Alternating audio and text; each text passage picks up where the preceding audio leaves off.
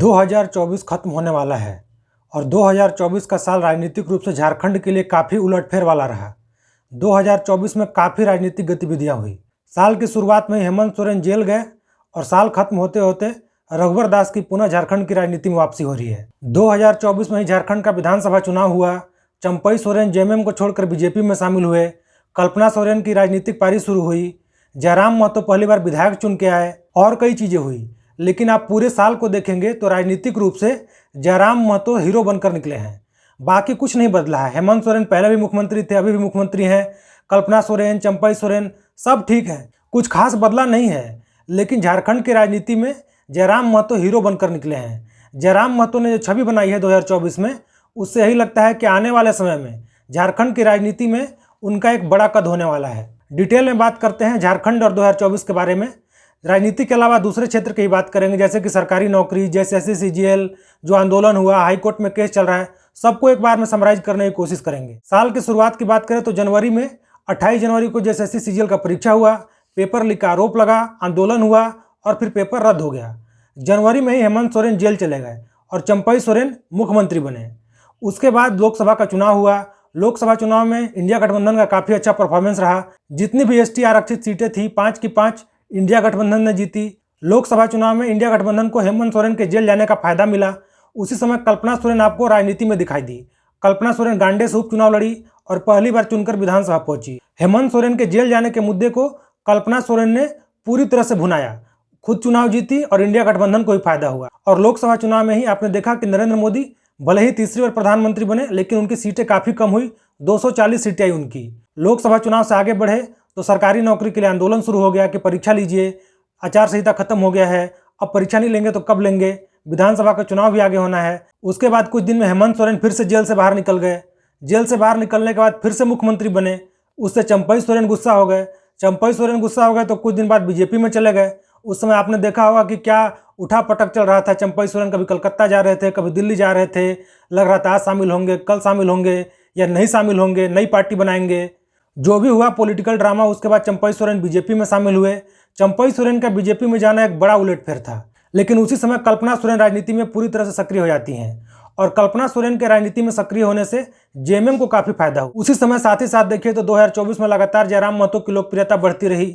उनके साथी लगातार उनको छोड़कर जा रहे थे, लेकिन उनको जनता का समर्थन मिलता जा रहा था। जयराम महतो के पुराने साथी संजय मेहता, रिजवान क्रांतिकारी, तीर्थनाथ आकाश उनके खिलाफ हो गए। विधानसभा चुनाव का टिकट मिलने तक ऐसा लग रहा था कि मनोज यादव भी उनके खिलाफ है। पूरे उलटफेर में उनके पार्टी में लोग आते रहे, जाते रहे। लग रहा था कि पार्टी टूट जाएगा, पार्टी नहीं चल पाएगा। लेकिन जयराम महतो ने पूरे पार्टी को संभाला और उसका उनको परिणाम विधानसभा चुनाव में मिला। जब विधानसभा चुनाव आया तो ऐसा लग रहा था कि बीजेपी इस बार सरकार बना लेगी, जयराम महतो को भी काफ़ी सीट मिलेगा, हेमंत सोरेन बुरी तरह से चुनाव हार जाएंगे। लेकिन फिर कल्पना सोरेन की एंट्री होती है और कल्पना सोरेन की रैली में जिस तरह से हुजूम उमड़ता है लोगों का, जिस स्तर का कल्पना सोरेन को जन समर्थन मिलता है, उसका परिणाम विधानसभा चुनाव में देखने को मिला। बीजेपी की तरफ से असम के मुख्यमंत्री हेमंता बिस्वा शर्मा, कृषि मंत्री शिवराज सिंह चौहान मोर्चा संभाले हुए थे, तो वहीं हेमंत सोरेन और कल्पना सोरेन जेएमएम की तरफ से बैटिंग कर रही थी। जयराम महतो अकेले अपने पार्टी के लिए मोर्चा संभाले हुए थे। उनकी काफ़ी नई पार्टी थी। जयराम महतो की पार्टी में और कोई बड़ा नेता तो नहीं है जिसकी रैली में भीड़ उमड़े। पूरे विधानसभा चुनाव में जयराम महतो की रैली में सबसे ज़्यादा लोग आ रहे थे और दूसरे नंबर पर कल्पना सोरेन थी। साथ ही साथ विधानसभा चुनाव से कुछ ही महीना पहले मैय्या सम्मान योजना भी शुरू हुआ, जिसमें 1000 रुपये मिलना शुरू हुआ। उसका भी फायदा जेएमएम को मिला। सरकारी नौकरी को लेकर लगातार छात्र आंदोलन कर रहे थे।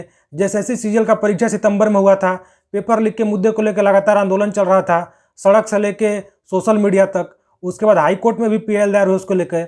ऐसा लग रहा था कि सरकारी नौकरी, युवाओं से नाराजगी, ऐसा लग रहा था कि हेमंत सोरेन चुनाव हार जाएंगे।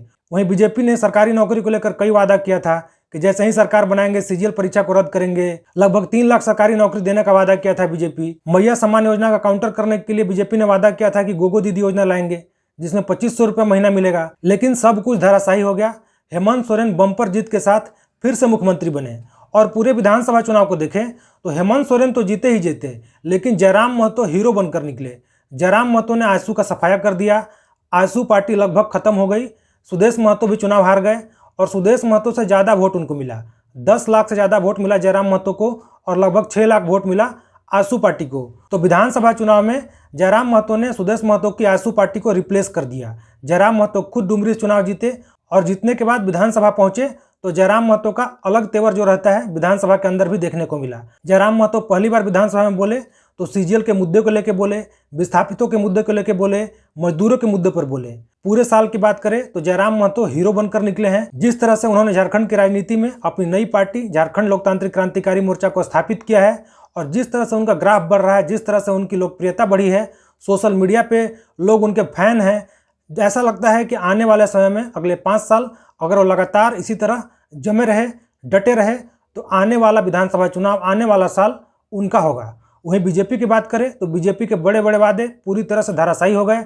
बड़े बड़े नेता नरेंद्र मोदी, अमित शाह, योगी आदित्यनाथ, नितिन गडकरी, शिवराज सिंह चौहान, हेमंता बिस्वा शर्मा और न जाने कितने लोग, सब लोग आए रैली करने, लेकिन विधानसभा चुनाव में पिछली बार के मुकाबले भी कम सीट आया। उनको मात्र 21-22 सीट मिला, जबकि पिछली बार उनको 25 सीट मिला था। तो बीजेपी झारखंड में अभी अपने सबसे निचले स्तर पे है। बीजेपी का अब तक का सबसे खराब परफॉर्मेंस है और इसी को देखते हुए बीजेपी के केंद्रीय नेतृत्व ने साल खत्म होने से पहले ओडिशा के राज्यपाल और झारखंड के पूर्व मुख्यमंत्री रघुवर दास को पुनः झारखंड में बुलाया। उन्होंने उड़ीसा के राज्यपाल पद से इस्तीफा दे दिया और आने वाले समय में, जैसा कि खबर है, जनवरी में वो फिर से बीजेपी ज्वाइन करेंगे और वो झारखंड में प्रदेश अध्यक्ष बनेंगे और आगे अगले 5 साल रघुवर दास के नेतृत्व में ही झारखंड बीजेपी आगे बढ़ेगी। अब देखने वाला बात होगा कि रघुवर दास अगले 5 साल बीजेपी को कितना आगे बढ़ा पाते हैं, संगठन को कितना मजबूत कर पाते हैं और जो खराब परफॉर्मेंस हुआ है इस बार के चुनाव में उसको कैसे बेहतर कर पाते हैं। वहीं हेमंत सोरेन की बात करें तो फिर से मुख्यमंत्री बने हैं। पूरा जन समर्थन उनके पीछे दिखा। जो लग रहा था कि बुरी तरह से हार जाएंगे, लेकिन बम्पर जीत मिला। जितना उनको बहुमत मिला, आज तक किसी पार्टी को झारखंड में इतना सीट नहीं मिला था। 2014 के चुनाव में सबसे ज़्यादा बीजेपी को 37 सीटें मिली थी, लेकिन इस बार इंडिया गठबंधन को 55-56 सीटें मिली हैं, जो कि अब तक का रिकॉर्ड है। अब देखना होगा कि आने वाले समय में इस रिकॉर्ड को भी कोई तोड़ पाता है या नहीं। वहीं राजनीति से हटकर अगर सरकारी नौकरी की बात करें, जो कि सबसे बड़ा मुद्दा रहा राजनीति के अलावा झारखंड में, तो सरकारी नौकरी के मामले में हेमंत सोरेन की सरकार लगातार फिसड्डी रही है। भले ही वो चुनाव जीत गए हैं, चुनाव जीतने में कई फैक्टर होता है। सीजीएल के मुद्दे को देख लीजिए या एक्साइज कांस्टेबल के मुद्दे को देख लीजिए, जिसमें दौड़ के कारण कितने लोगों की मृत्यु हो गई, या फिर कोई भी मुद्दा देख लीजिए, जेपीएससी देख लीजिए, उसका अभी तक रिजल्ट पेंडिंग है, मेंस का रिजल्ट नहीं आया है, और बाकी कोई एग्जाम देख लीजिए, पीटी का एग्जाम देख लीजिए, लैब असिस्टेंट का एग्जाम देख लीजिए, हर परीक्षा में कोई ना कोई धांधली का आरोप लगा है। ईमानदारी से कोई भी परीक्षा नहीं हो पाया है। विधानसभा चुनाव में जो सीजीएल का मुद्दा लगातार गर्म था कि इसको रद्द होना चाहिए, उसको लेकर जो आंदोलन हुआ, लेकिन चुनाव जैसे ही खत्म हुआ, रिजल्ट आया, हेमंत सोरेन मुख्यमंत्री बने, वैसे ही दिसंबर में सीजीएल का रिजल्ट आ गया। फिर आगे चलकर डॉक्यूमेंट वेरिफिकेशन तो हुआ, लेकिन हाईकोर्ट ने परीक्षा का अंतिम रिजल्ट जारी करने पर रोक लगा दिया। अब देखना होगा कि उसमें क्या होता है। सीजीएल एक बहुत बड़ा मुद्दा है झारखंड के युवाओं के लिए, और राजनीतिक रूप से भी देखें तो सीजीएल एक बहुत बड़ा मुद्दा रहा चुनाव में भी। तो आगे देखना होगा कि सीजीएल के मुद्दे को लेकर क्या होता है, उसमें अंतिम परिणाम आ पाता है या नहीं, हाईकोर्ट उसमें क्या जांच करता है, अंतिम क्या आदेश देता है, क्या फिर से सीजीएल परीक्षा रद्द हो जाएगा, या फिर उसमें जो भी छात्र पास हुए हैं, चाहे जैसे पास हुए हैं, चाहे जो भी आरोप लगा है, क्या उनको नियुक्ति पत्र मिलेगा, क्या 8 साल बाद सीजीएल परीक्षा का जो पिटारा था वो बंद हो जाएगा, या फिर से नया तरीके से पेंडोरा बॉक्स खुलेगा। और हाईकोर्ट अगर रद्द कर देता है तो फिर एक अगले 2-4 साल के लिए सीजीएल फिर एक बड़ा मुद्दा रहने वाला है। सरकारी नौकरी की और बात करें तो शिक्षक भर्ती के लिए परीक्षा हो गया है, लेकिन टेट और सीटेट के मामले में सुप्रीम कोर्ट में केस चल रहा है, उसका अभी रिजल्ट पेंडिंग है। सुप्रीम कोर्ट उस पर क्या फैसला देता है, उससे जो भी परीक्षा हुआ है वो प्रभावित होगा। झारखंड पुलिस का फॉर्म भरा गया है, 19 लाख से ज़्यादा उसमें फॉर्म गया है। अब उसमें देखना होगा कि पहले दौड़ होता है या पहले परीक्षा होती है, क्योंकि एक्साइज कांस्टेबल में पहले दौड़ हुआ तो उसमें काफ़ी लोगों की मृत्यु हो गई थी। तो उसको देखते हुए हो सकता है कि उसमें नियमावली बदला जाए और पहले परीक्षा किया जाए। जो भी होगा वो तो आने वाले समय में बताया जाएगा, लेकिन झारखंड पुलिस आगे देखना है कि दरोगा का वैकेंसी आता है कि नहीं। तो सरकारी नौकरी के मामले में हेमंत सोरेन की सरकार पर लगातार प्रश्न चिन्ह उठते रहे हैं। अब नई सरकार बनी है, पहले ही कैबिनेट में हेमंत सोरेन ने बताया था कि 31 जनवरी तक पूरा एक कैलेंडर आएगा सरकारी नौकरी का, जिसमें बताया जाएगा कि कौन सी परीक्षा कब होगी, परिणाम कब आएगा, नियुक्ति पत्र कब मिलेगा, लेकिन उसका भी कुछ नहीं हुआ। अंत में ही बोलूँगा कि आप लोगों ने भी काफ़ी प्यार दिया भारत जंक्शन को। नया चैनल था, लेकिन आप लोगों ने काफ़ी प्यार दिया। आप लोगों को बहुत बहुत धन्यवाद। उम्मीद है आप लोग ऐसे प्यार देते रहेंगे। आप लोगों को जो भी कमेंट करना है कमेंट जरूर कीजिएगा। आप लोग जितने लोग वीडियो देख रहे हैं, जितने लोगों ने सब्सक्राइब किया है, या फिर जितने लोग वीडियो को लाइक करते हैं, शेयर करते हैं, कमेंट करते हैं, आप सभी लोगों को नए साल के लिए बहुत बहुत शुभकामनाएं। आने वाला साल आप लोगों के लिए उम्मीद है बहुत बेहतर रहेगा, 2024 से बेहतर रहेगा। करियर, स्वास्थ्य, घर, परिवार सबके लिए 2025 बेहतर हो, यही कामना करते हैं। अगर आप लोगों ने यहाँ तक वीडियो देखा है तो वीडियो को लाइक और शेयर भी कीजिएगा। चैनल पर नया है तो चैनल को सब्सक्राइब जरूर कीजिएगा। आने वाले समय में कोशिश रहेगी कि 2025 में इससे बेहतर कंटेंट दिया जाए, इससे बेहतर और अच्छे तरीके से आप लोगों तक झारखंड का न्यूज़ और जो भी महत्वपूर्ण न्यूज़ होता है आप लोगों तक पहुंचाया जाए। बहुत बहुत धन्यवाद। जोहार।